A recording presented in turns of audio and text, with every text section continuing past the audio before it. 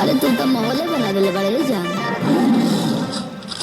काला कुर्ता जब झाड़लो शेर लेखा लहर लो